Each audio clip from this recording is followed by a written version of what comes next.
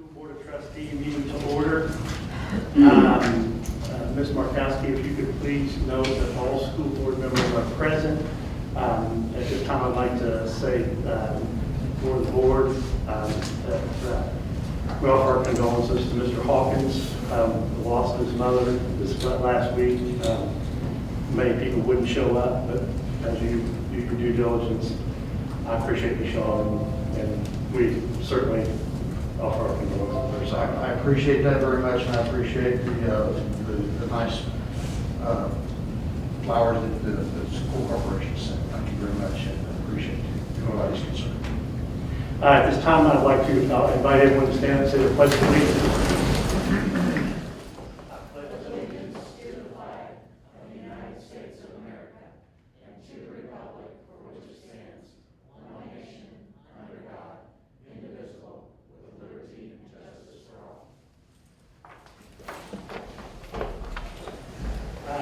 We have any board salutes this evening? Oh, we do. Yay.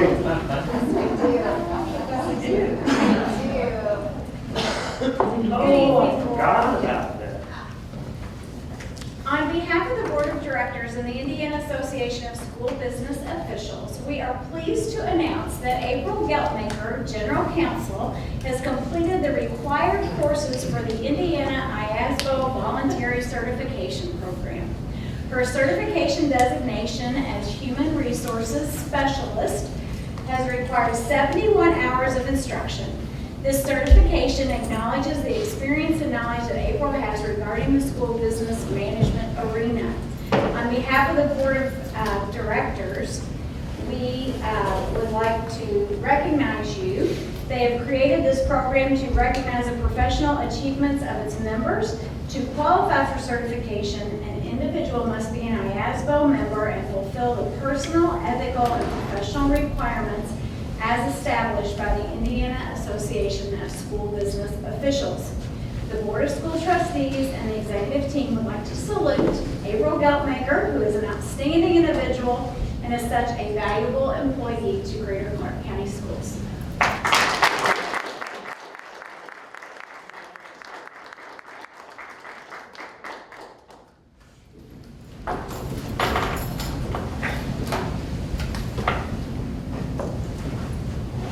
Sorry about that, April. I'm struggling here. The next would be the approval of the agenda, and Lord, I would like to move that we approve this agenda as presented. Can I get a second? Second. Any questions, comments, concerns? All those in favor, signify by saying aye. Aye. Opposed? All right. The next would be the approval of the minutes from the previous meeting, and I would like to move that we approve those as well. Could I please have a second? Second. Any comments or concerns? All those in favor signify by saying aye. Aye. Opposed? All right, and next we will go to goal strategy, student achievements. And I believe that would be Ms. Laura. Good evening, Board. Good to see you this evening. The first item is the major funds monitoring report. I want to bring your attention to a few things on this report. In our education fund, through the month of March 31st, we concluded with a balance of $8.5 million. But the reason I want you guys to focus on that is because that still contains the TAW, which is paid back in December. So it's about $5 million. Secondly, in operations fund, we concluded in March with a $5.3 million, noting that $8 million belongs to a TAW. Okay. So what does that mean? If we were to pay it back right now, you would see this in the negative. Oh, right? So there are times throughout the year the revenue and operations fund does increase. So if you're monitoring for deficit financing, which is simply more expenditures than revenues coming in, by the means of this report, this is only a monthly snapshot. So you know we're getting ready, approaching my favorite time of the year, budget season. But our taxes come in June. June is a very important month. That's when we set a big possession of the district to project out for the rest of the year and prepare a budget for the next 12 months. So it's an 18-month analysis. So when you're looking at these income balances and thinking that we still have a lot of money. Not yet. We're working towards that. So that's the point I wanted to make here on this report. Secondly, in your packet is the treasurer's report, which is a list of all your funds, including your grants. And remember, the majority of our grants are reimbursable, so we spend the money and we ask for the reimbursement. So it's important that the district maintains a cash flow to handle those expenses, because we have to still spend them out and wait for the money to come from the agency. So those are the two things I wanted to point out tonight. If there's any questions, we'll be happy to answer. I have one question. I'm a little confused about I'm a little confused sometimes about, and I don't need to be long definition, I'm just kind of curious.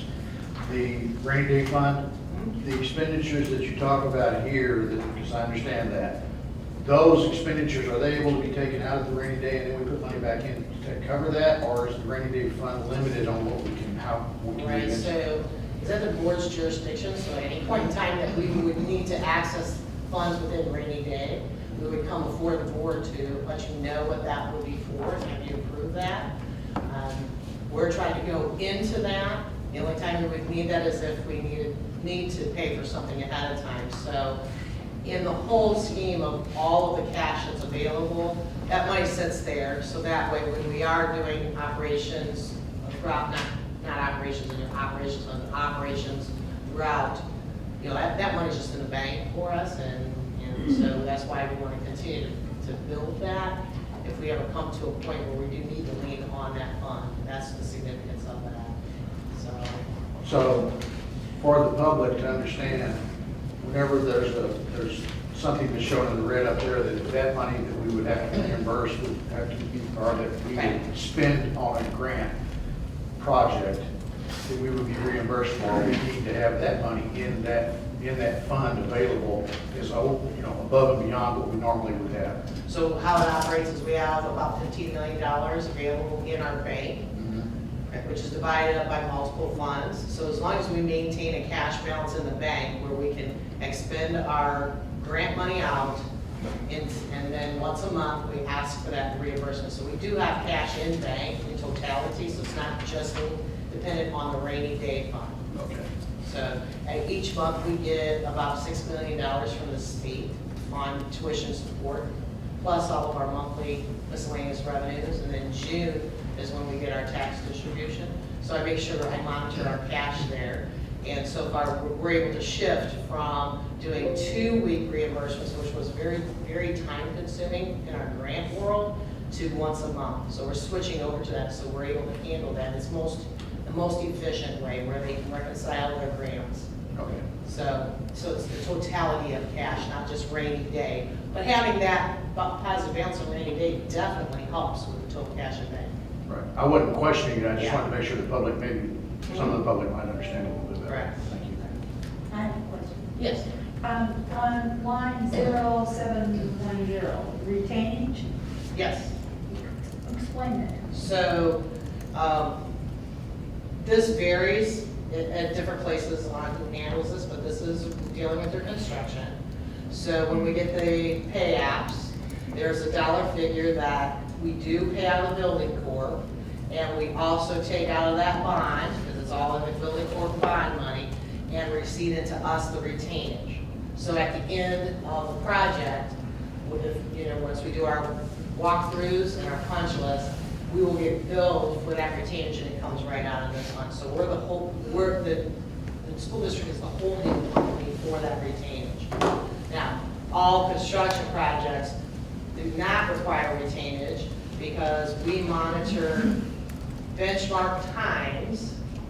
So for example, the current contract that we have with our guaranteed savings, there's benchmark times where they finish the project at a certain point in time that I'll pay, and then I don't pay until the project is completely complete, gone through the punch list, and we're satisfied. So in essence, that retainage stays in the bond bank, and it does gain interest there, a nice interest. So that's my preferred method, so that way there's money there if there's some incidentals that we need to get. So there's 2 ways of handling that, yes. just, you may not quite understand it, but whenever we get a bill for, say, $1 million for $1 million worth of work, we don't typically, if it's we're gonna build new rooms on, Utica. Okay, We're gonna have a $3 million contract. yes, Let's say it takes 6 months and we have to pay $500,000 a month on average for our bills. okay, We would not pay the contractor $500,000 each month. We would pay him, the first few months, we would end up paying him $450,000. on some of our contracts we do. That's- But on our guaranteed contracts, where it's That's a 3 little bit million, different, okay. that's the difference where I monitor the progress of where it's at. And there's always a payment schedule, so both owner and provider knows exactly what those benchmarks are. So it's a payment schedule, so that way they know at what point in time they're hitting 50% to a 75%, and that's when we say, you know, when the job is complete, the remaining funds go out. One more question. Yes, ma'am. School lunch fund. Yes. So the school lunch funding is in the red, and so there's a couple things that we are working on there very diligently on. That was handed over pretty deeply in the red. That's one of the items that we're going to be tackling here. But Aramark is, if you look at your receipts and expenditures, you're going to see that your receipts are exceeding your expenditures, so we're slowly gaining ground there. Their budget had a guarantee of $700,000 annually, so we should see by the end of the school year that number really reduced. We're also looking into regulations on payments that were made out of that fund to see if we'd be reimbursed into that fund to kind of help that along. That is also monitored by the state food division to watch through that. So yes, Natalie is working very hard on that. Her and I meet monthly, sometimes weekly, to talk about different things. We have submitted the first annual amendment to their contract, which you have to do is a 5-year contract, you have to do that each year. So they do analyze that reconciliation. We just had a conversation with the state as a matter of fact today on that. So yes, this is my next major task, is go back in time to see why we got where we're at. This is prior to Aramark coming over, but they have made the strides to make it much better than what it was. So, you know, aware, very aware. You can travel back in time. I tried not to say it, but I could not say it. I feel like you're going to way back machine, right? Yeah. So I'll look at some history, we just say that, to see if there's any corrections that I can make, and work with Aramark on that, and work with the state level too, because it is federal funds. They are, you have to remember too, they were facing the COVID period where, you know, some people didn't come and get the lunch, and we do want you to come get the lunch. I mean, if you're a student studying at home and we're serving lunch, we want you to come and get it. I mean, we're preparing it, we would love for you to get it. So, Dr. Shanker have worked out, you know, additional systems like getting this food out to the kids. Some preschools, whatever we can do, because, you know, we feel that the eating is very important to these kids. So they did work through that through the summer, and able to make a difference there. Thank you. Any other questions, comments? Thank you, Mr. Beagle. Thank you. Appreciate you very much. You know, I appreciate you, thank you. Our next item would be the facility study, Lancer plus BB.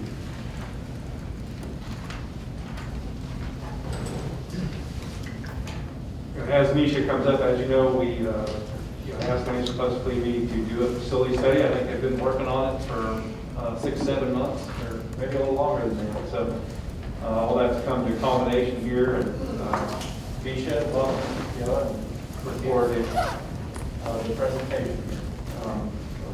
It's all yours.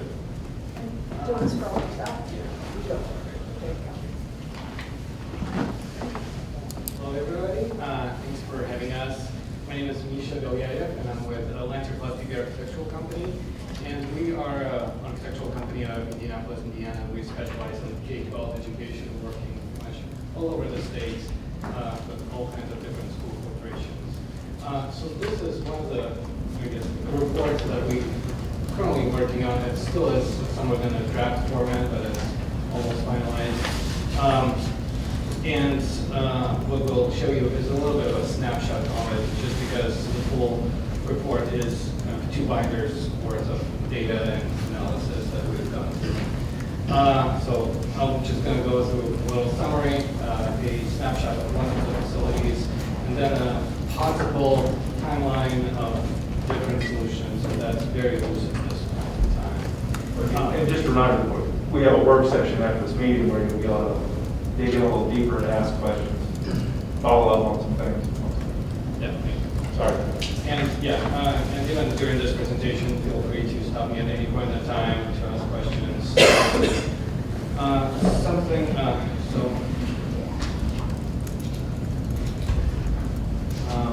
A little bit going through, so this is just the front end of the, how we went through the process of the study. So what we've done is we looked at 22 of buildings in your corporation, so that includes all the educational facilities, plus the administration building, the Whitney property, the Mark Fetter Center,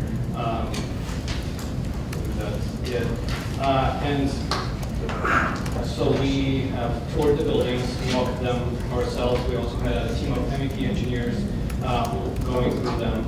After that, we have talked to staff, interviewed staff, teachers, principals, custodians, anybody that was pretty much willing to talk to us, and ask them questions about what's working, what's not working, what might be getting close to the end of the life cycle. And from there, we kind of gathered all of these notes, all of our photography and everything else, and put that into a report. And in that report, what you'll see is this kind of color coding of the different items depending on which school. So they'll get graded from red to dark green. So red means that it's failing and definitely needs your attention right away. And orange is kind of, it's on the verge of failing. You should plan on replacing or figuring out how to fix that in the future. Then going all the way to it's brand new, renovated, or just works great. You should keep it as it is. Something to keep in mind as I will go through the report is that this report is focused on the bad things in the corporation. It's designed to look at your needs, not necessarily overall picture. So we are looking at worst items pretty much. So if you see a red in the HVAC system, it does not mean that the whole system is failing. That might be just one unit is failing, but it definitely needs your attention. So that's why it's in the red.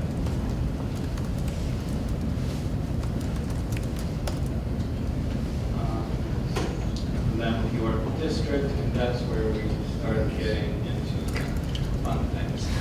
So this is part of the front end of the study, looking at all of the different buildings. So this is just looking at the elementary schools. So on the top here, you will see your elementary schools abbreviated, starting at Bridgepoint and ending on Wilson Elementary over here. And so all of the color coding that for Bridgepoint is going vertical over here. And then on the left over here are different categories of how we evaluated that. So you'll see sites, safety and security, exterior envelope. Is there a way to maximize the view? I'll get the plus sign out there.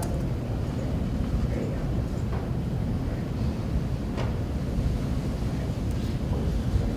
So looking at this report, you can start looking at some patterns that you are seeing in here. So you can start looking at vertical patterns.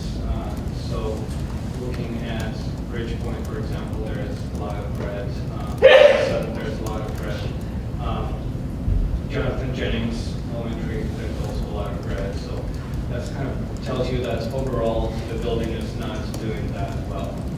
And then looking at, you can start looking horizontally also and trying to see patterns across the district.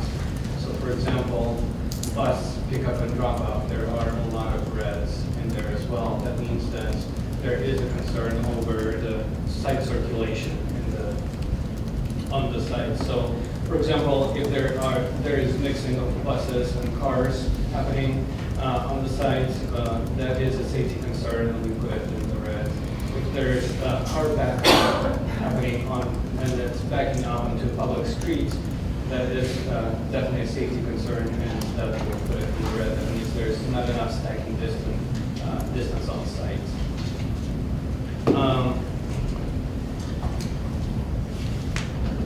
Some other items, looking across the board, for example, the security vestibule over here.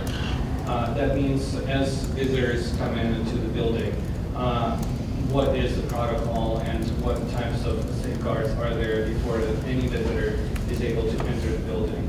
There are a few buildings where there is a security vestibule.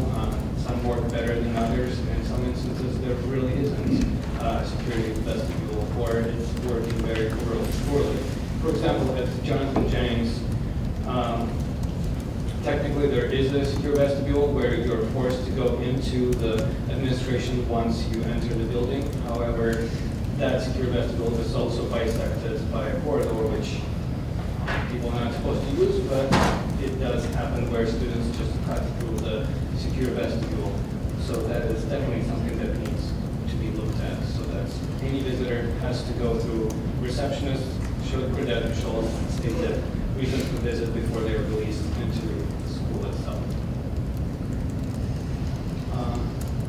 Looking at other items, exterior envelope of the building, for example, roofs are, a lot of roofs in the district are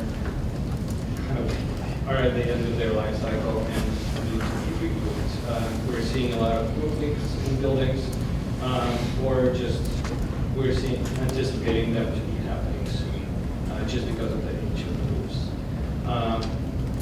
Similar things are happening with some of the exterior doors, and that exterior doors can also relate to the secure envelope of the building, whether or not the doors shut properly, if they're monitored, or if they're card readers and things like that, or if they simply can be just doors are leaking and the weather seals need to be replaced, so that both water or insects are not getting into the building.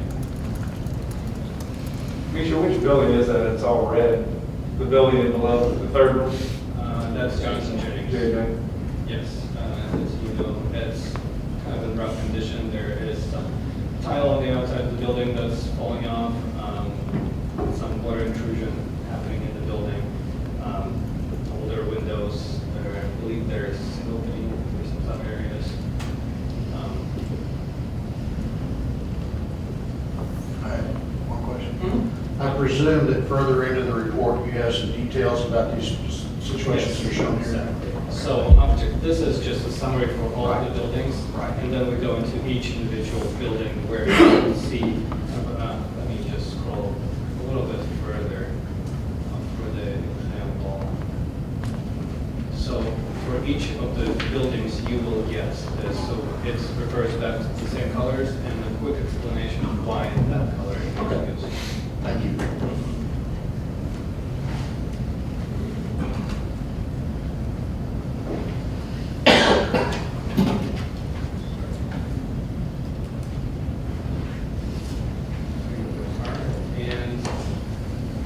Then we are scoring other categories, includes building, circulation, and efficiency, and overall organization of the building itself. Some of the items to note here, ADA compliance is kind of in the red in a lot of the buildings. And that mainly comes from buildings being older, and some of the items across the district includes restrooms that are not ADA accessible, steps that are in the path of egress, so anybody in a wheelchair would not be able to exit safely. Something else is food preparation. In a lot of your buildings, the cafeterias and the kitchens are undersized for your current population. So you have coolers and freezers that are undersized, so that you have to get more food deliveries on a weekly basis needed. Because of the cramped conditions of the kitchen itself, there can be some safety concerns with people with hot trays walking behind each other to get from one station to the other. There's also concern with how many serving lines you have in the building, also depending on the population of the school, so that you don't spend too much time with kids waiting to get lunch instead they're actually spending that time eating lunch instead. Then we go into the building interiors and looking at things like finishes over here, as well as thermal comfort, which is another big category across the board.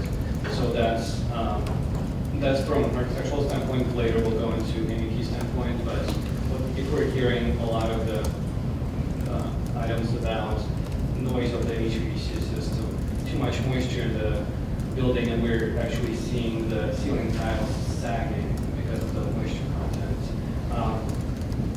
Just being too cold, if we're hearing that in the winter times, students have to wear coats inside their classrooms, that's where the red will be coming from.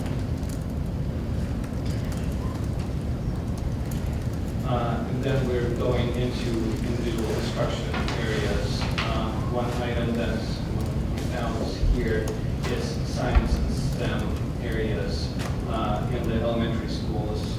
In a lot of them, those areas are not designed to be science or STEM classroom. Those are just a lot of times smaller than regular classrooms.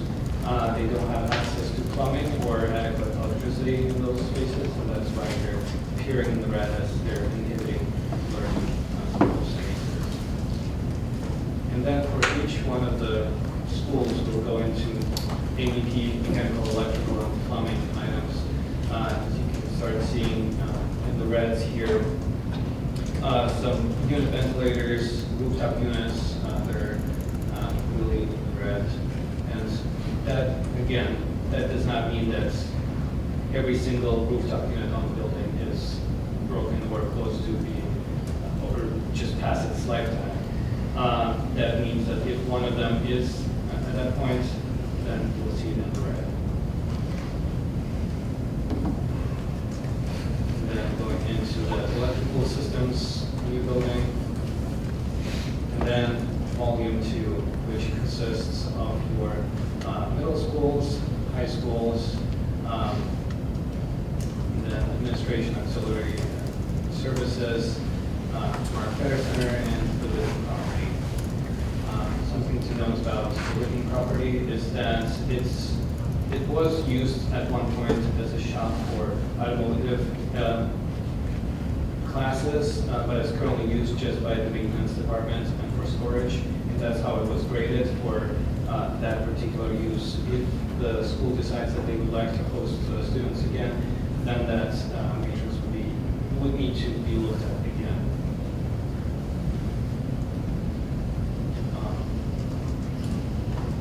Some things to note here on the middle schools and high schools is outdoor athletics. That means that the fields are in need of attention, and whether it's bleachers that are older and are of concern, or playing surfaces that are not up to par and could possibly pose some potential for injuries for players.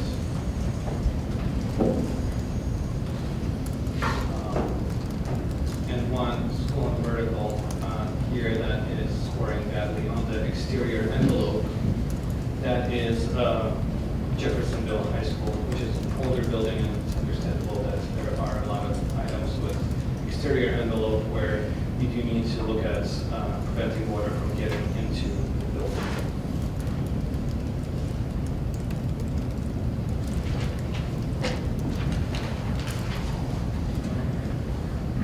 Again, looking at food preparation across the board, being in the red, and thermal comfort here as well. And going again through the mechanical, electrical, all these are educational spaces,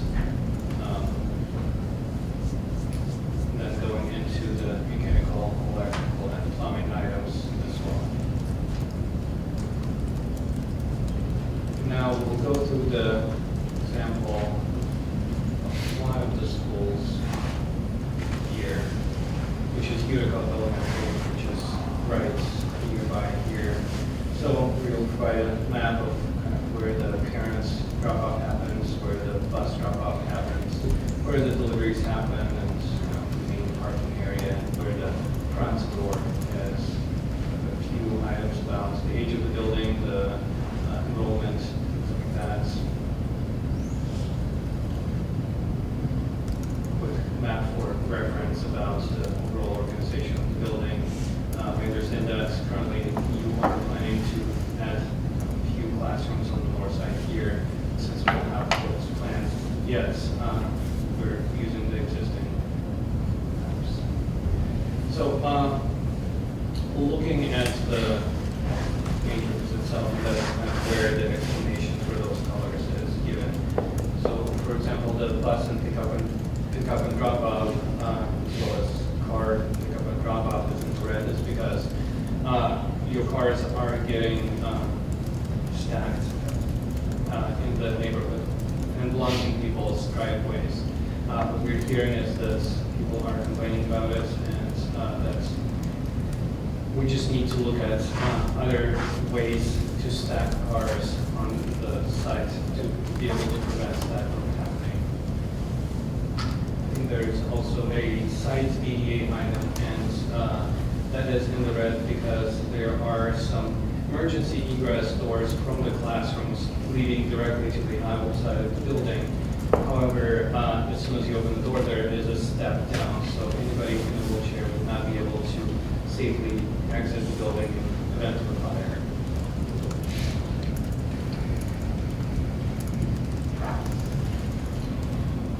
Looking at the security of the building, for example, the secure vestibule, there is an electronic door on the outside of the building with a camera that's connected to the receptionist. However, receptionist does not have a clear view of people approaching the building because there is no window. And the camera is set up in such a way that during certain times of the day, the sun is shining directly into the camera, so the receptionist is not able to see who is coming in, what they're carrying, and things like that. So they are forced to just buzz people in. Once they're in the first set of doors, all the rest of the doors are open. Pretty much they're not locked. And directly off of the reception area, there is an open cafeteria which hosts a lot of children throughout the day. So that is definitely one in the red items, looking at safety security as opposed by potential visitors in the building. Looking at the exterior envelope, there are some issues with exterior masonry and the moisture behind, getting behind the masonry. The roofing is older, and there are consistent roof leaks that happen in the building.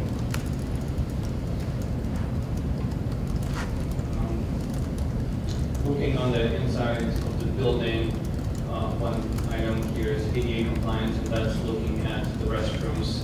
A lot of the restrooms do not have proper ADA clearances or ADA stalls for students or staff to use in the building.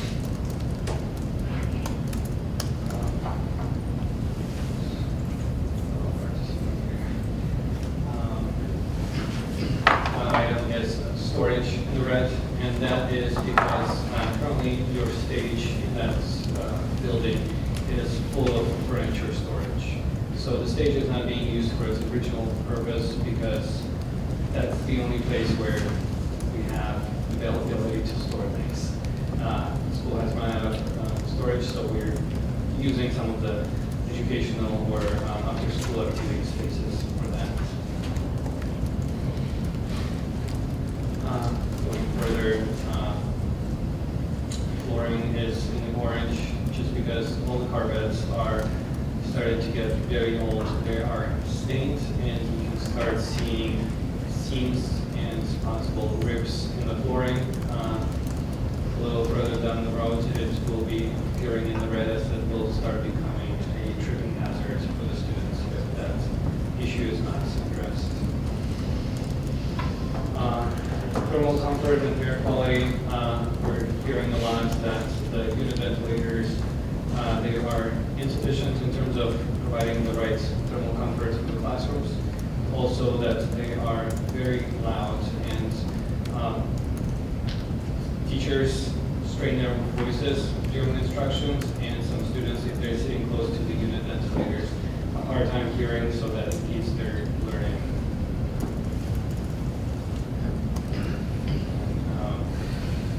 Going through a lot of other items. I started going quicker as I think that's starting to run out of time. A few items in the unity scope and the explanations. And then we have a quick narrative of items not covered in the matrix itself. Going through architectural, mechanical, electrical, plumbing, talking about how many units you have, what ages of the specific equipment, things like that. And then we also start providing photography for the schools. So here you can start seeing the pavement items on the site. Start seeing cracks in the pavement. Also, this is the item for the ADA that I was talking about with emergency exit doors from the classrooms.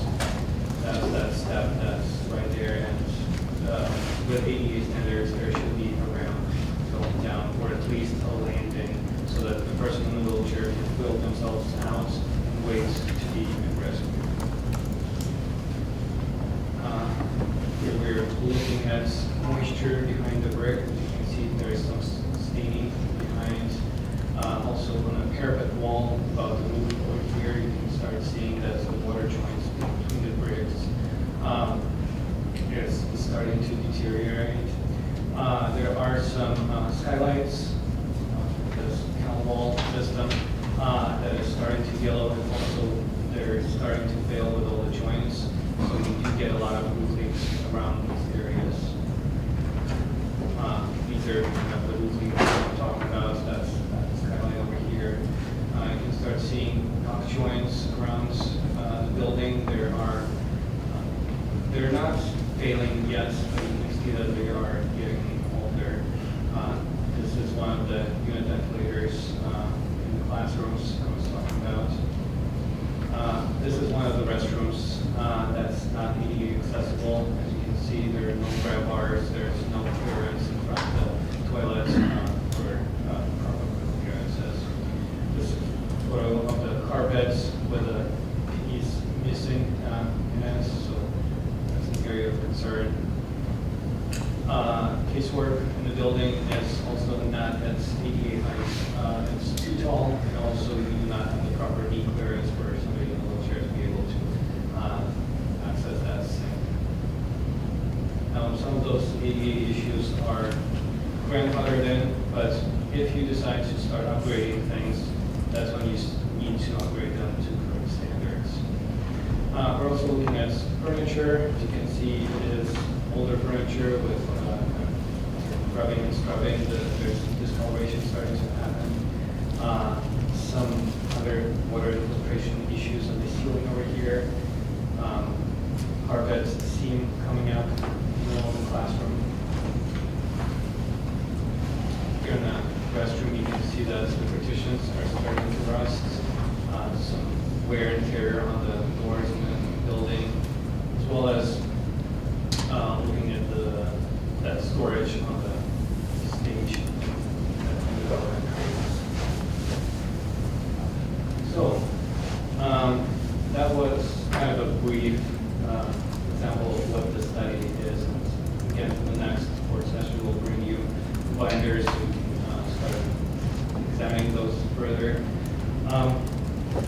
Something that we have looked at are potential solutions for the corporation to address those issues. And again, those are loose, preliminary, and the timelines are also preliminary. So what we're looking at is possibilities of, so we can go at them one by one. So the first two items here year are classroom extensions onto Riverside Elementary and Northaven Elementary schools. That is a need due to Bridgepoint Elementary School being in a pretty bad shape, and I think the decision has already been made to close it just because of all the issues and how much money it would take to spend to bring it up to current standards. So instead, it's kind of a little bit of a redistricting. And with those class conditions, there will probably be also work associated with other auxiliary spaces. We're looking at how big the cafeterias are in those spaces, kitchens, as the population grows, what other spaces we need to address in those projects. Next is security cameras and access control systems in the district. That again is talking about those secure vestibules, but also looking at interior and exterior cameras in buildings. What we see a lot this district is that there is a mix of different types of cameras that have been used. Some are newer, which is great. We'll try and keep them, and but some are older and long type of cameras almost. And also the coverage of the systems that need to be addressed in that. New Washington Elementary gym floor, that floor is starting to peel. It needs to be resurfaced for longer longevity of it. Paving and circulation district-wide. And some of these items you'll see appearing on several of the timelines, just so that those would be bigger projects that would not be able to happen in just kind of 1 year. So those will have to be broken out and which building goes in which year. That's a conversation that we'll have. HVAC, energy savings, and improved air quality for the district. Roof work, then River Valley Middle School pool renovation. So it's a retrofit of your pool that's closing. We're trying to figure out what to do with that space so that it can serve the students better in academics. Renovations to Charlestown Middle School, that would include restrooms, industrial arts, choir, band, and also looking at possible new access roads to improve that site circulation for that building. Then New Washington High School and Jeffersonville High School and Charlestown House, athletic upgrades, and renovations. So again, addressing those safety concerns and older surfaces, bleachers, and making sure that there's enough space for all of those sports. Now, looking further ahead, again, these years are very preliminary and they are setting somewhat of an aggressive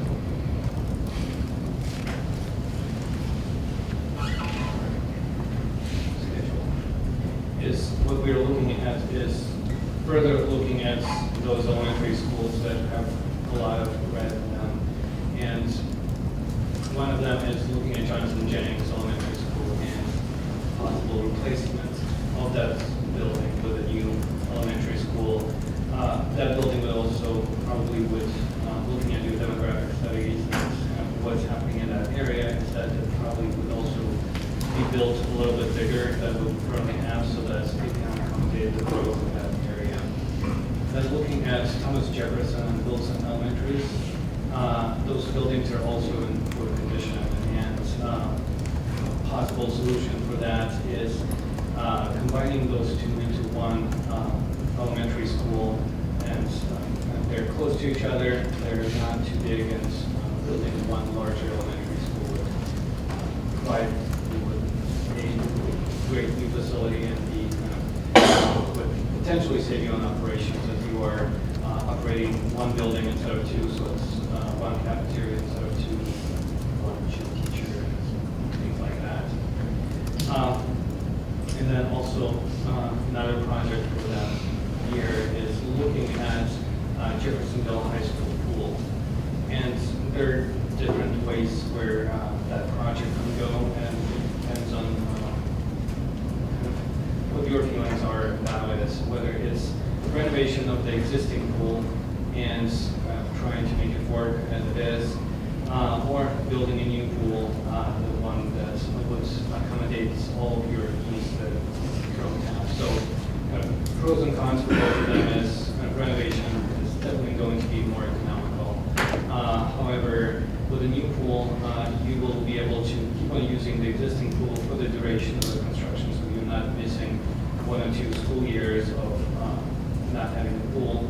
Also, your current pool is too small for the competitions, so if you choose to go with a new pool, then that should be big enough to host competitions.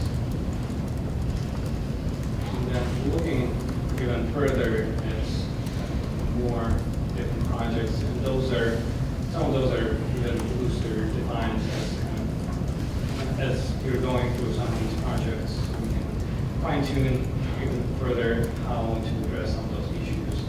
And we're looking at this, again, security upgrades, HVAC repairs, electrical, plumbing, roof replacements,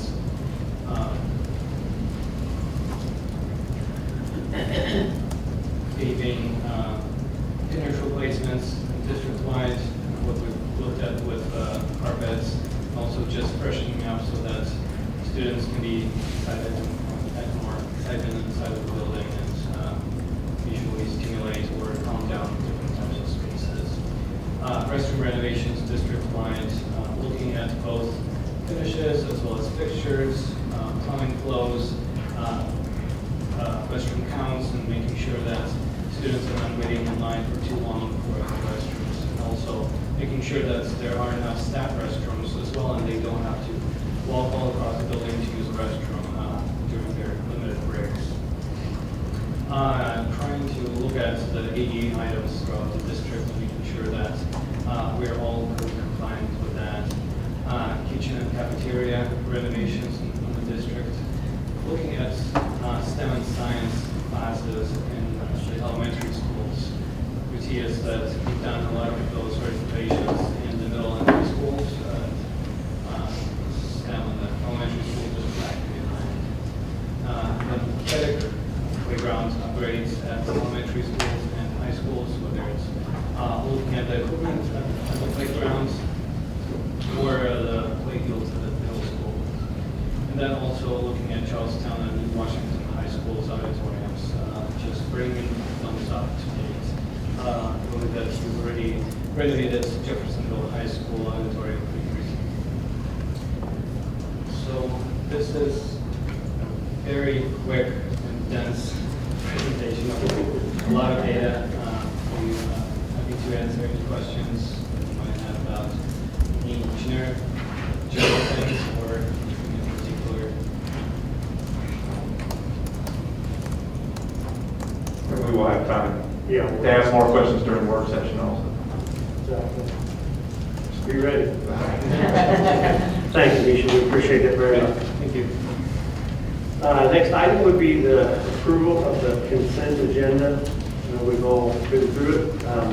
Can I have a motion, board? Mr. President, I move that we approve the consent agenda.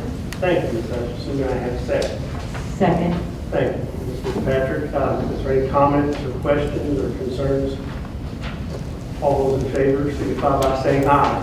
Aye. Opposed? All right. Next would be the wonderful gifts to buildings. Ms. Hutchinson, would you assist us with that? Absolutely, we have a couple, 3 Kroger though, so if you shop at Kroger and you don't have a school attached to your Kroger card, please do that, so they can get those rewards for that. Also, Carrie and Sherry Potter started a Gladys A. Lake Country Scholarship for a JHS grad. And I want to point out First Savings Bank donated $3,000 to provide yearbooks for every student from Franklin Square, which is awesome because it's the first year, and there'll be so many things out there 100 years from now when, you know, whatever's happening 100 years from now. Gives the building total $7,423.56. I mean, we accept these gifts to the building as submitted. And I second that. Yeah, any questions, comments? Yes, I sir. have a question. Whenever you say, because we shop at Kroger exclusively, Yeah. do whenever you say a school attached to it, you mean like if your school is Utica, you would attach it to it? How's that You work? can have, so you can pick a school, it doesn't have to be like your district, but yeah, you know when you have your skin card, you punch in your number, Right. I steal someone else's number. But you can attach that to a school and then they give those, they take a percentage of your purchases and they just donate that to the school. So like if you bought a gallon of milk for whatever it costs, $3, then they would take that $3 and then take a percent of that. So then it doesn't mean you attach the entire Greater Clark County school system. No, you have to pick one school. All those in favor of this building signify by saying aye. Aye. Opposed? All right, let's move right along. Next, we are in action items, and there will be a resolution and memorandum of understanding for stipend and Mr. Walker, go ahead. And I'm very happy to present this to the board. As you guys know, we started school on July 29th. I think we were the first district in the state of Indiana to start school in person.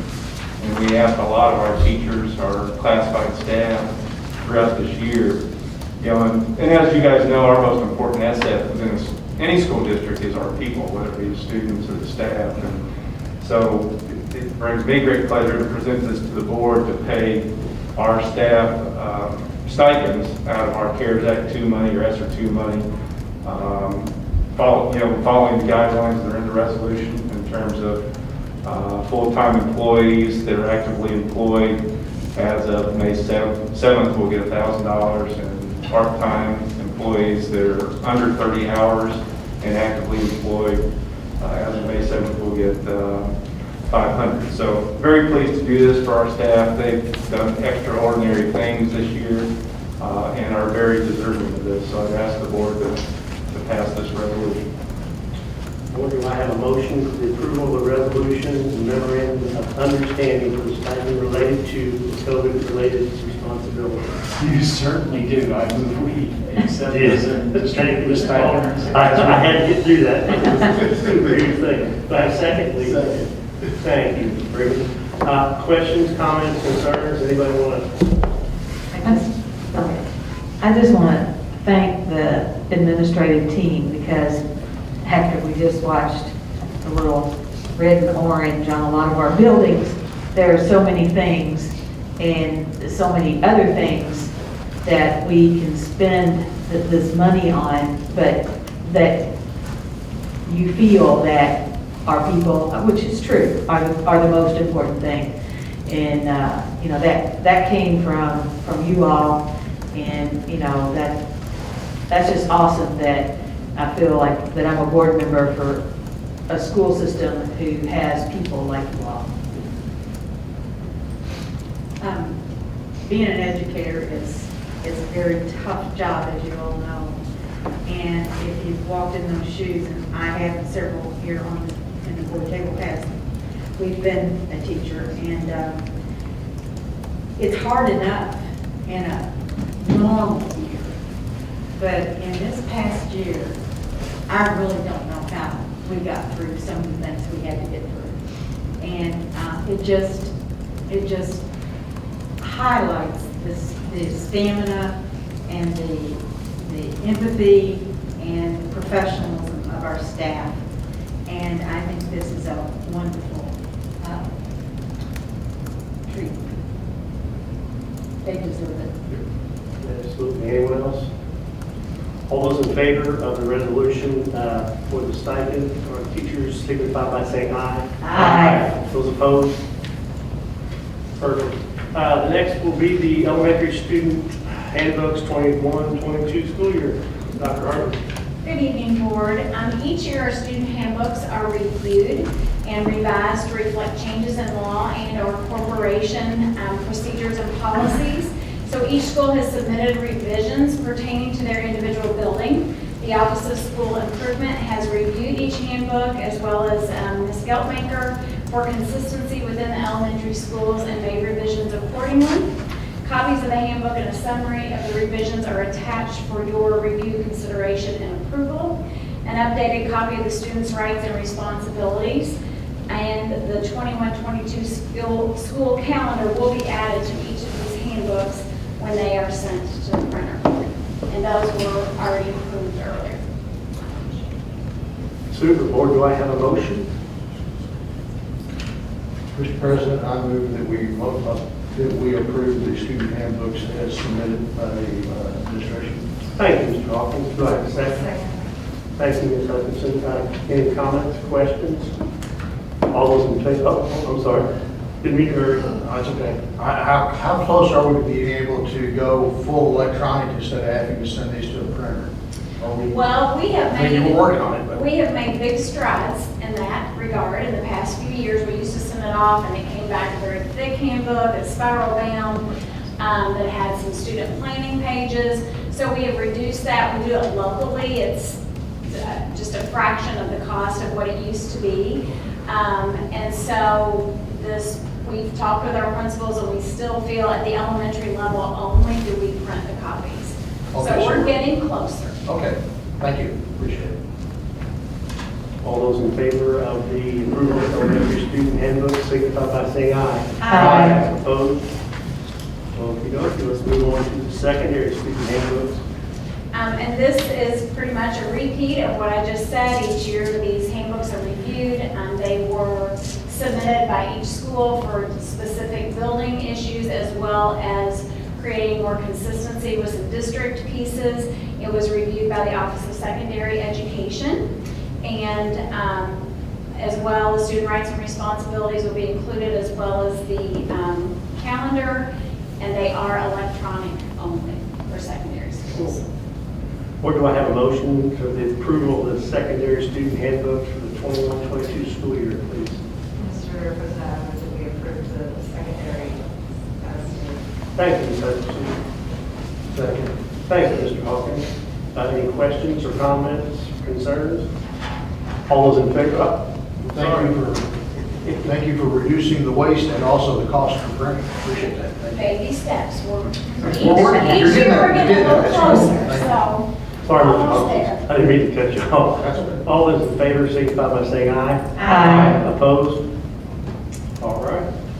Move on. The next one would be Dr. Chad Shank and the approval of art as a design builder for the new locker room building at Charlestown High School. Good evening, Board. So before you, pursuant to Indiana Code 5.3, as you're aware, the superintendent now recommends that Art Construction be recommended and approved as our design builder for the new locker room building for Charlestown High School for a total of $3 million. Project's full description was advertised with proposals opened on April 23rd, 2021, as described in our advertisement combination request for qualifications and proposals dated March 11th, 2021. We had 6 design and construction teams that submitted verified statements of qualifications and proposals as set forth in Indiana Code 5-30 as amended. Attached in your board package, you had the overall scoring sheet with the final calculated value score. And we do have Mr. Alan Muncie in attendance on behalf of Art Construction. They had a value score of a total of 100 of 95.78 on this independent project. So I would recommend approval of that as submitted. Board, do I have a motion? Yes, Mr. President, I move that we accept the recommendation for approval of Art as design builder for our new locker room building for Charlestown High School. Thank you, Ms. Perkins. Do I have a second? Second. Thank you, Ms. Fitzpatrick. Any questions, comments, concerns? I just would like to add that having toured your offices and your fabulous place in downtown Jeffersonville, I'm looking forward to some really neat locker rooms.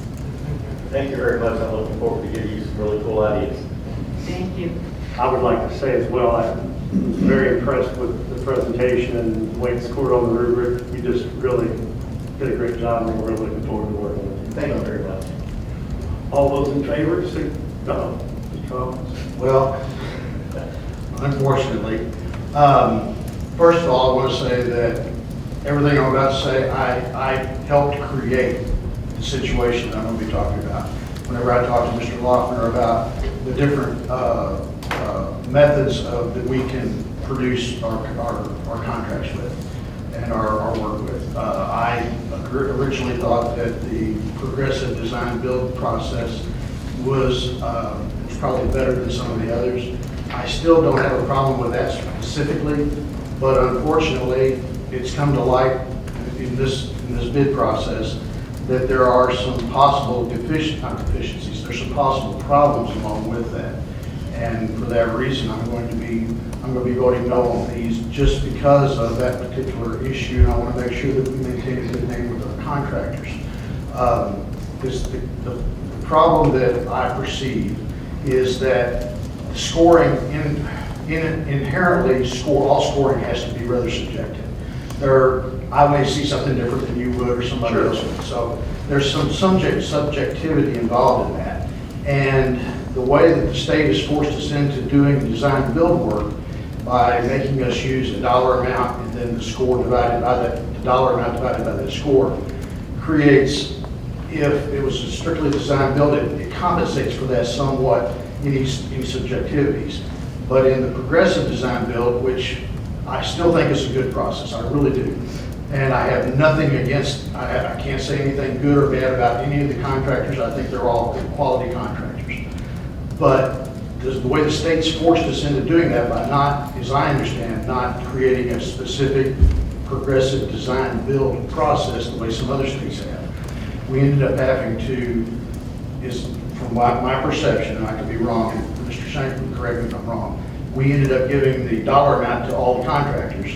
So the dollar amount was the same across the board, which meant that the entire process was based on the scoring, which made it a qualitative bid based on qualifications. And that can lead to some dispute between contractors, and it has. So that's the problem that I see with the specifics of it right now. I would hope that the legislature may take care of that for us and help us with that, but that's the reason why we voted for it. Thank you. All right, all those in favor, approval of ARC as a design builder for the new locker rooms at Charlestown High School, signify by saying aye. Aye. All those opposed? Nay. All right, let's move on to the next one. Dr. Shank, are you up again? Yes, sir. So this is for the recommendation of the new locker room building for Jeffersonville High School. Again, the same process was held, advertisements and the opening of the qualification presentations and the sealed proposals. Again, 6 design and construction teams submitted their verified statements of qualifications and proposals, and attached was the overall scoring sheet with final calculated value score. And again, we're recommending that ARC Construction be selected as our design builder for this locker room project at Jeffersonville High School with a total final calculated value score of 95.78. Thank you, Dr. Shank. Board, do I have a motion for the approval of ARC as a design builder for Jeffersonville High School new locker room? Yes, you do. Thank you, Ms. Perkins. Do I have a Second. second? Thank you, Ms. Fitzpatrick. Any more comments, concerns? One more. One more? Being a graduate of Jeff High, as you are, I expect really great things out of this one. Yes. No I'm going to be there to see it. No pressure. No pressure. All those in favor, unless there's any other comment, all those in favor signify by saying aye. Aye. Opposed? Nay. All right, move on. The approval of ARC as a design builder for the classroom addition at Utica Elementary. Yes, sir. And in conclusion of my agenda items, we are asking for approval of ARC Construction as design builder for the classroom addition for Utica Elementary School. Again, we had 6 design and construction teams that submitted verified statements for qualifications and proposals. And attached was your scoring sheet for this project. And we're recommending that ARC Construction be selected with a total value calculated score of 94.56 out of 100. Thank you, Dr. Shank. Board, I move that we approve ARC as a design builder for the classroom addition at Utica Elementary. Do I have a second? Second. Thank you, Ms. Perkins. Comments, concerns? All those in favor signify by saying aye. Aye. Opposed? Nay. All right. We have no public comments on non-agenda items. Now we're to board member comments, superintendent comments. Mr. Hawkins? I just again want to express my appreciation to the board and to Greater Clark County Schools for the concern and care that you had for the situation with my mom. Thank you. You're very welcome. Ms. Hutchinson? 2.5 weeks left of school. Isn't that crazy? I really want to say thank you to all the teachers and support staff that made this year possible. I'm very proud of our district. Thank you. Mr. Paul? I would like to comment. It's great to have someone on the board like Mr. Hawkins who knows the bidding process and knows where the snags are. So that way, hopefully in future with projects come up, that we communicate better with Indianapolis and contractors. So we want to make sure that, you know, those of us on the board, we work on a totally level playing field and above board and with integrity. I just want to appreciate his knowledge of the process. And thank you. I just want to say that again, part of this was my own doing, and I want to apologize to the public and to anybody involved that it may have been affected because I did not take into account the unintended consequences that could happen. I didn't study it as thoroughly as I should have. So, Thank you. Ms. Freeman? No comments. Uh-oh. Comments myself. Thank you very much, I appreciate it. Ms. Patrick? No, no. No, thank you. No, thank you. You okay? Are you feeling okay? I have nothing to say. Okay, just real quick, you know, we have further work to do after this board meeting wraps up, you know, with a work session.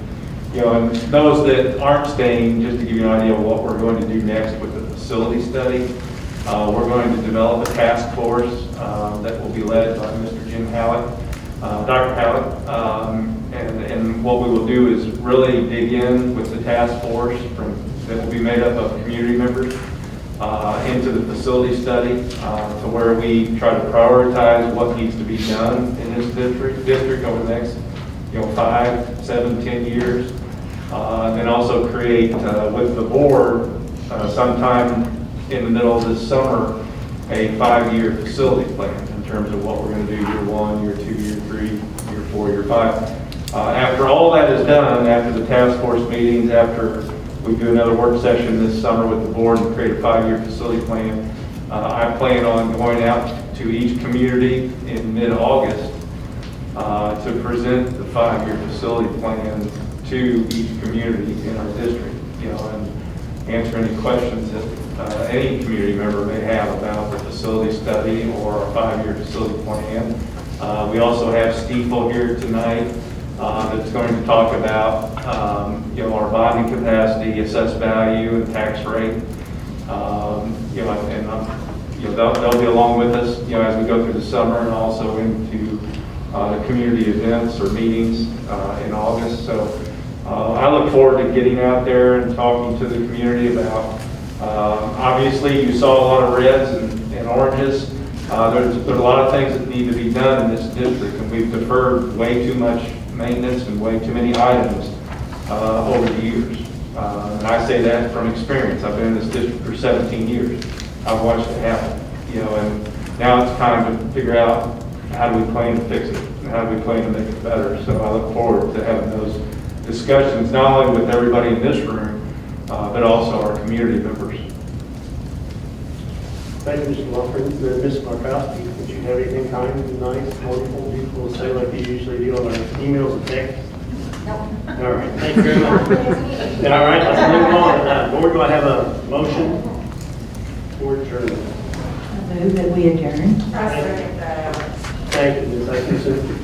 All those in favor signify by saying aye. Aye. Opposed? We don't enjoy that.